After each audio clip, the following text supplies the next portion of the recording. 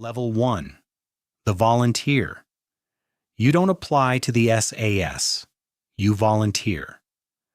The distinction matters, not just in process, but in intent. Every man who attempts selection is already a trained soldier in the British Armed Forces.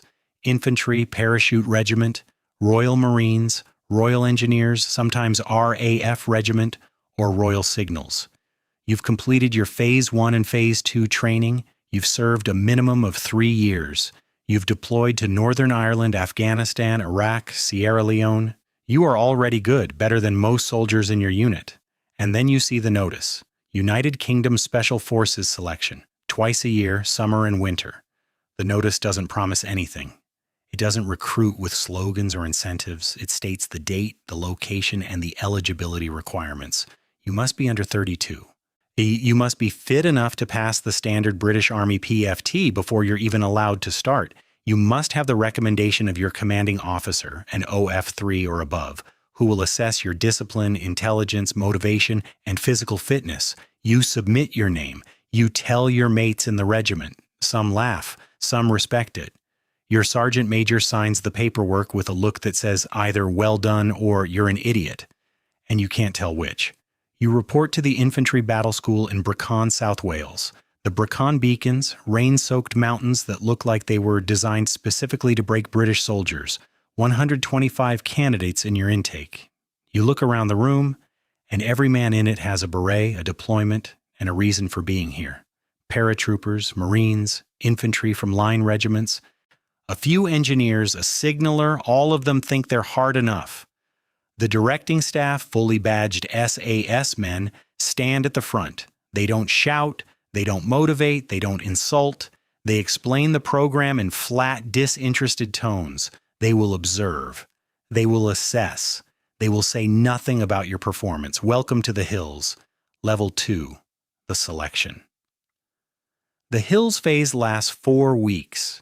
It takes place in the Brecon beacons in the Elan Valley and the Black Mountains of South Wales.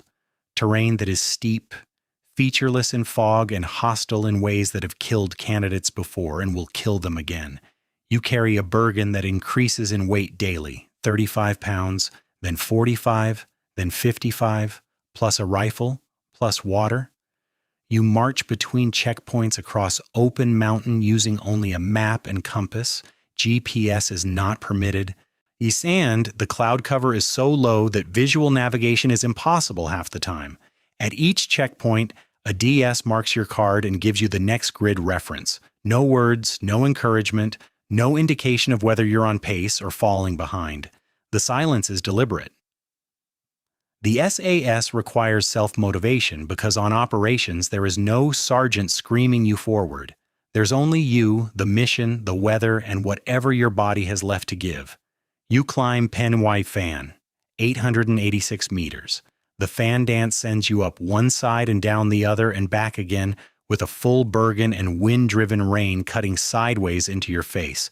You complete it in a time you'll never be told was good enough until the week is over and your name is either on the list or it isn't. Candidates drop daily, twisted ankles, hypothermia, exhaustion, broken will. A man who ran marathons quits on day 6 because his mind broke before his legs did. The Hills don't care about your fitness. They care about what's underneath it. The final march is the long drag. 40 miles with a 55-pound Bergen in under 24 hours across the mountains, solo. No route given, just checkpoints, your navigation, your legs, and the conversation inside your head that keeps you moving when every signal tells you to stop. Of your 125, roughly 20 remain. Level 3, the continuation. You've passed the Hills. You are not yet SAS. You're not even close. Continuation training begins immediately. 14 weeks of tactics, techniques, and procedures at Sterling Lines, the SAS headquarters in Hereford. You learn advanced weapons handling. Not just the SA-80 and Glock you're familiar with, but every weapon the regiment uses and every weapon your enemies use. AK-47 variants, PKM machine guns, RPGs, foreign pistol systems. You learn to strip, assemble, and fire them all because On operations behind enemy lines, you may need to use captured weapons when your own ammunition runs dry. You learn patrolling, ambush drills, break contact procedures, close target reconnaissance, demolitions, dynamic CQB shooting, and vehicle handling at speeds and in conditions that would void any civilian insurance policy. Then the jungle. 6 weeks in Brunei or Belize, in equatorial heat and humidity that strips 10 to 14 pounds from your body. You learn long-range reconnaissance in primary jungle, navigating under triple canopy where GPS signals don't penetrate and visibility is measured in meters. You operate on strict routine. No talking, no cooking, no fires, no unnecessary movement. You eat cold rations, sleep in hammocks, and carry your waist because any trace compromises the patrol. Then combat survival. You evade a hunter force across open Welsh countryside. When caught, and you are caught deliberately, you undergo tactical questioning. Stress positions, white noise, interrogators who scream, charm, and threaten. You give only the big four: name, rank, number, date of birth. Everything else. I'm sorry, I cannot answer that question. For hours. The men who break return to their units. The men who don't receive the beige beret with the winged dagger. Welcome to the regiment. Level 4, the trooper. You are badged. You are SAS, and your rank is trooper. Regardless of what you were before, corporal, sergeant, staff sergeant, you revert to trooper. You have the lowest rank in the regiment. This is deliberate. The SAS strips rank because it strips ego. Inside the regiment, competence determines authority, not what you wore on your sleeve in your previous unit. You're assigned to a Sabre squadron, A, B, D, or G. Within your squadron, you're assigned to one of 4 troops, each specializing in a different method of insertion. Air troop for free-fall parachuting, including Halo and Ha-Ho. Boat troop for maritime operations, including diving and kayak insertion. Mountain troop for alpine and Arctic warfare. And mobility troop for vehicle-mounted operations across open desert and hostile terrain using armed Land Rovers and ATVs. You request air troop because you want to jump. The regiment grants your request because, in the SAS, the trooper's preference matters in a way it doesn't anywhere else in the British Army. Your first year is probation. The badged men in your troop watch you, not with suspicion but with assessment. They've seen new troopers who shone in selection and crumbled in the squadron. Selection tests endurance and will.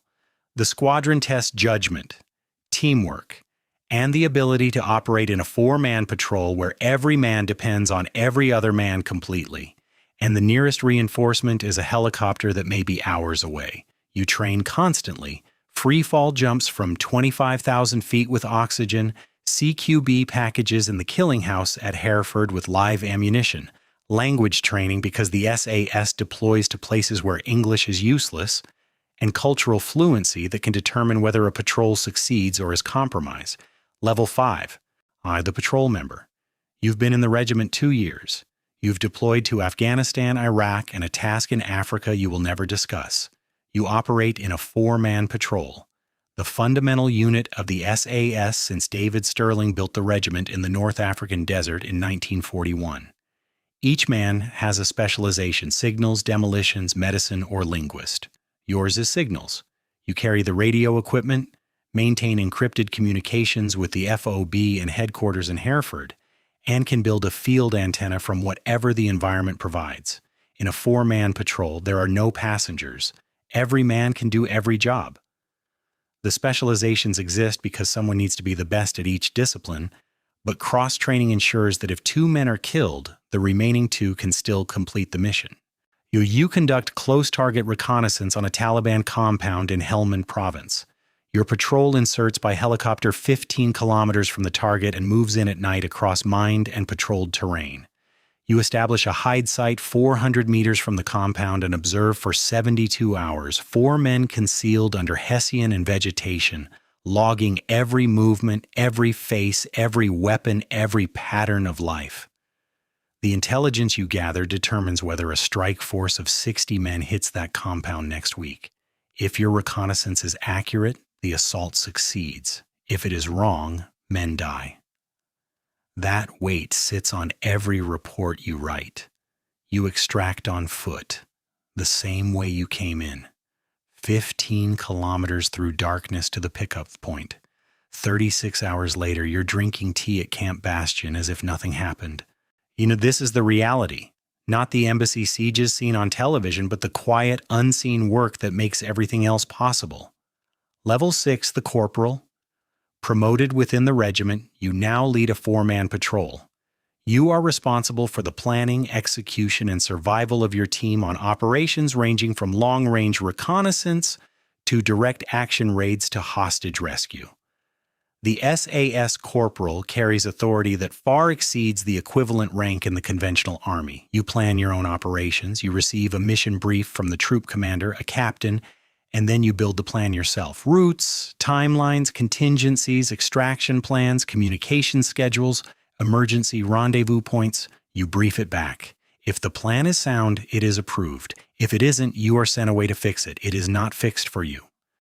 The regiment expects its NCOs to think like officers and its officers to listen to its NCOs. That culture is fundamental. Your squadron rotates onto counterterrorism duty. One Sabre squadron is always on standby to respond to a terrorist incident within the United Kingdom. You are now part of the Counter-Revolutionary Warfare Wing, the black kit, respirators, MP5s, Glocks, frame charges, stun grenades. You train daily in the killing house. Live hostages are played by regiment men sitting in chairs while your team breaches doors and places rounds into targets inches from their heads. The trust required is absolute. One mistake is fatal. You train until the drills become automatic, until entry, movement, and engagement exist in muscle memory rather than conscious thought. Because when the call comes, there is no time to think, only to execute. Level 7, the sergeant. You've served 6 years in the regiment. You are now a senior NCO carrying the institutional knowledge that allows the SAS to function. You know the drills, the tactics, the equipment, the people, the history, and the failures. You've operated in Northern Ireland conducting covert surveillance against Republican paramilitaries, civilian clothes, civilian vehicles, concealed weapons, safe houses for months. The SAS here does not resemble its public image. No black kit, no overt action, surveillance, intelligence, and, when required, precise direct action. You've operated in Iraq during the peak years, running high-tempo targeting operations alongside American counterparts in Delta Force. Compound after compound, night after night, exploit intelligence, identify the next target, and strike again.